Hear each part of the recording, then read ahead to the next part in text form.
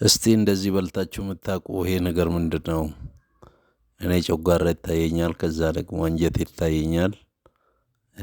አንዱ ወንድማችን አንድ እጅ የለውም፣ አንዱ ደግሞ ሊቆርጥለት ይችልና ከዛ ደግሞ ሲጫወትበት እናያለን።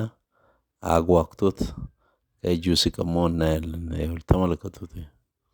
ወይኔ አታዝንለትም? በእናትህ በእናትህ ምን አረገ? ምን አለበት ብትቆርጥለት በቃ ካማረው። እና እስቲ እንደዚህ በየሀገራችሁ በየቀያችሁ እንደዚህ አንጀት እንደዚህ በብረት ምጣድ ላይ ይጠበሳል ወይ?